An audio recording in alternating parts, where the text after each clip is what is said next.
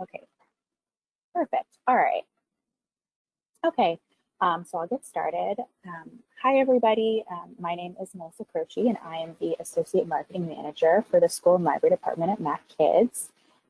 Thanks for sticking with me this afternoon. I'm pretty sure I'm your second to last speaker today. I hope you guys have had a fun day and have learned a lot. So I have some housekeeping before I get started. So first of all, I won't be able to send physical copies of any titles you might be interested in, unfortunately. We've kind of gone pretty digital in the face of COVID. But the majority of the titles that I'm going to present are available on NetGalley, or if they aren't right now, they will be in the coming months. So keep an eye on that if you have a NetGalley account. If you have any other questions, my contact info is here, and I will have this slide up again at the end of the presentation.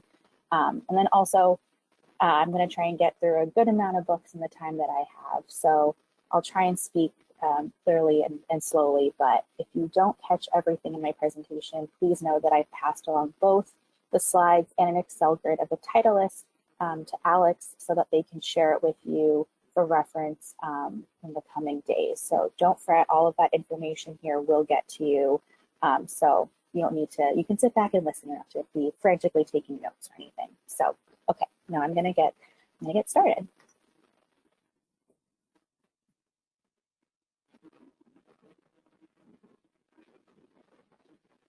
Okay, great.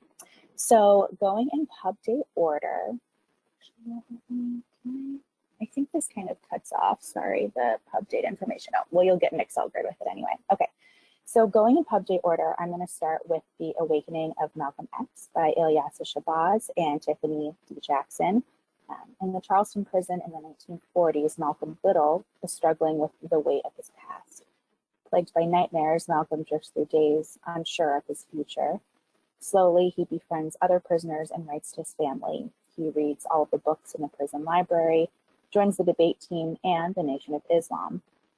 Malcolm grapples with race, politics, religion, and justice, things that we are all still grappling with today. But as his time in jail comes to an end, he begins to awaken, emerging from prison more than just Malcolm Little.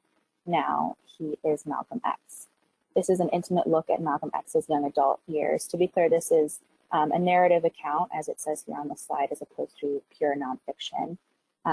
While this book chronologically follows X, a novel, it can also be read as a standalone historical novel that invites larger discussions on Black power, prison reform, and civil rights. Next, we have another historically based novel, Angel of Greenwood by Randy Pink. This takes place in the 1920s, almost the 100-year anniversary of the Tulsa race massacre. So this follows Isaiah, who is on the surface a town troublemaker, but hides the fact that he is an avid reader and poet who never leaves home without his journal. He's a passionate follower of W.E.B. Du Bois, and he believes that Black people should rise up to claim their place as equals. Angel, on the other hand, is a loner, mostly disregarded by her peers as a goody-goody. And although they've attended the same schools, Isaiah has never noticed Angel as anything but a quiet, Bible-toting church girl. However, when they're both offered jobs by their English teacher to work on a mobile library, the two become close. But life changes on May 31st, 1921, when a vicious white mob storms the community of Greenwood, leaving hundreds dead, the town destroyed, and thousands of residents displaced.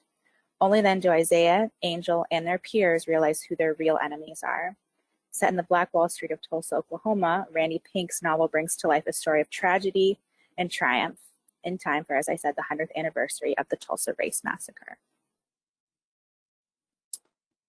All right, for something different, the prolific April Henry is back with another thriller in Playing with Fire. I don't even think that April, an Oregonian native, could have predicted how timely this book would be. Natalia is not the kind of girl who takes risks. 6 years ago, she barely survived the house fire that killed her younger brother. Now she's cautious, and she always plays it safe. For months, her coworker Wyatt has begged her to come hiking with him, and Natalia finally agrees. But when a wildfire breaks out, blocking the trail back, a perfect sunny day quickly morphs into a nightmare. With no cell service, few supplies, and no clear way out of burning forest, a group of strangers will have to become allies if they're going to survive.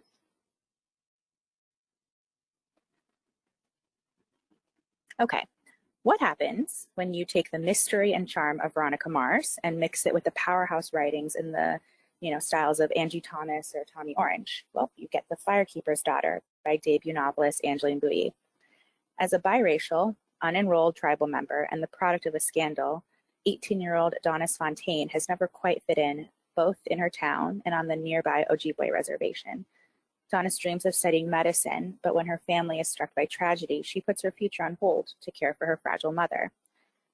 When Donis witnesses a shocking murder, it thrusts her into the heart of a criminal investigation. Reluctantly, she agrees to go undercover, but secretly pursues her own investigation, tracking down the criminals with her knowledge of chemistry and Ojibwe traditional medicine.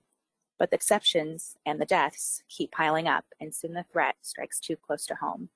Now, Donis must learn how far she'll go to protect her community, even if it tears apart the only world she's ever known.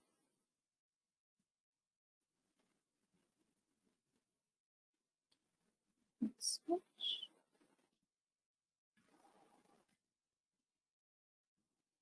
Hold on, sorry, I'm trying to switch this. Oops.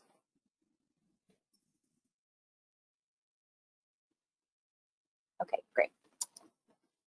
I really hope that everybody here knows of and is a fan of Anna Marie McLemore because they are so amazing and they really only get better with each book. I personally have been waiting for the Mirror season since the editor brought sample chapters for my team to read over a year ago. So I'm thrilled that it's almost here. Ciella's whole world changes after she and a boy she barely knows are assaulted at the same party. She loses her gift for making enchanted pan dulce.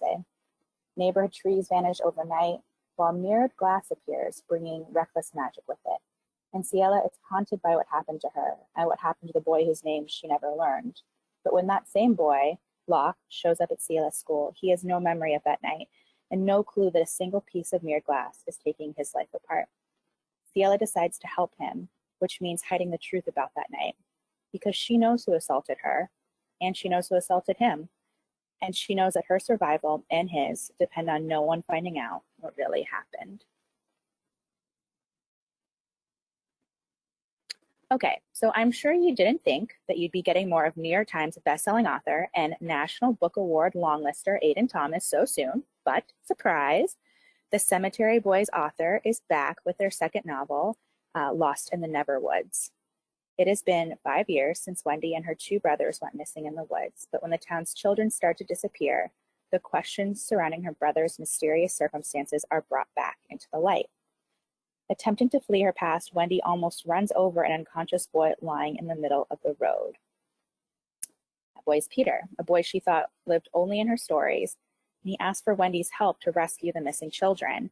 But in order to find them, Wendy must confront what's waiting for her in the woods.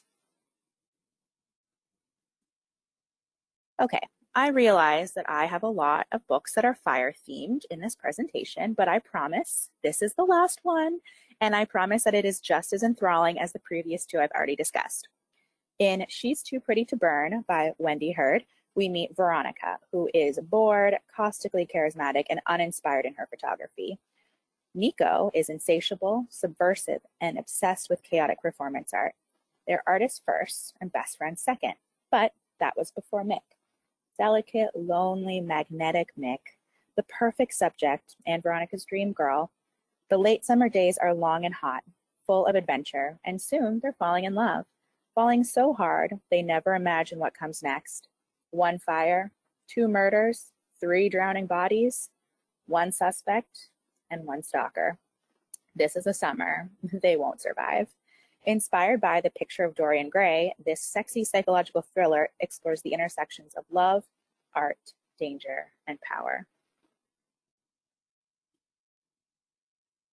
Next, we have debut novelist Joan F. Smith's The Half-Orphan's Handbook. It has been 3 months since Lila lost her father to suicide. Since then, she's learned to protect herself from pain by following 2 unbreakable rules. 1, the only people who can truly hurt you are the ones you love, therefore, love nobody. 2, stay away from liars because liars are the worst. But when Lila's mother sends her to a summer-long grief camp, it's suddenly harder for Lila to follow these rules. Potential new friends and an unexpected crush threaten to drag her back into life for the first time since her father's death. And on top of everything, there's more about what happened that Lila doesn't know, and facing the truth about her family will be the hardest part of learning how a broken heart can love again. All right, another debut we have is from Corey Anderson, and this is What Beauty There Remains. Picture this: winter in Idaho. The sky is dark. It is cold enough to crack bones. Living in harsh poverty, Jack Morton is holding his breath. He and his younger brother have absolutely nothing except each other.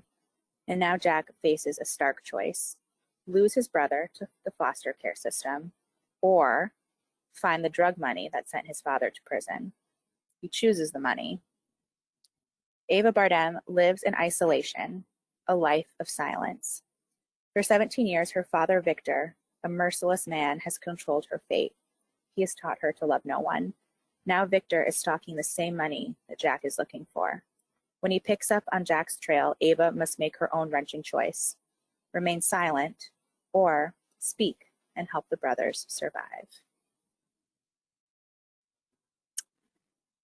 You might be vaguely familiar with June Her. She debuted earlier this year with The Silence of Bones, which featured a murder mystery in historical Korea. Well, she is back at it again with the stunning The Forest of Stolen Girls. 1426 Chosun, or as it was known, it was Korea. It's Korea currently. That was Chosun then. Hwani's family has never been the same since she and her younger sister went missing and were later found unconscious in the forest near a gruesome crime scene. Years later, Detective Min, Hwani's father, learns that 13 girls have recently disappeared from the same forest that nearly stole both his daughters. He travels to their hometown on the island of Jeju to investigate, only to vanish as well. Determined to find her father and solve the case that tore their family apart, Hwani returns home to pick up his trail. As she digs into the secrets of the small village and collides with her now estranged sister Mei Wool, who was the sister who was with her all those years ago, Hwani comes to realize that the answer could lie within her own buried memories of what happened in the forest all those years ago. All right, so for the remaining of my presentation, I am going to briefly mention some sequels and series finales that you absolutely cannot miss. First up, we have We Free the Stars by Hafsa Faizal, which is out on January 19th. This is the sequel to the New York Times bestseller We Hunt the Flame and follows Zafira and Nasir after the Battle of Shar.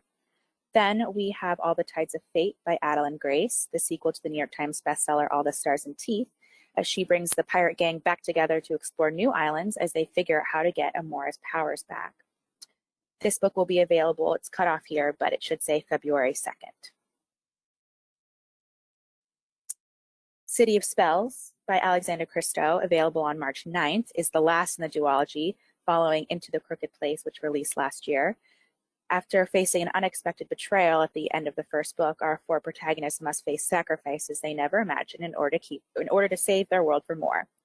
And then we have the much anticipated Rule of Wolves by Leigh Bardugo, and I did not cut that date off to be a tease, but that will be out on March 30th, and it follows King of Scars and fan favorite King Nikolai.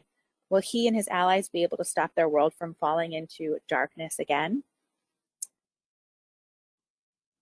And lastly, available on April 13th, we have the finale to L.L. McKinney's Nightmareverse, the modern fantastical Alice in Wonderland series you never knew you needed. In A Crown So Cursed, the third book in the trilogy, Alice is called to save Wonderland from itself once again, but this time Wonderland has started to creep out past its boundaries and into her own backyard.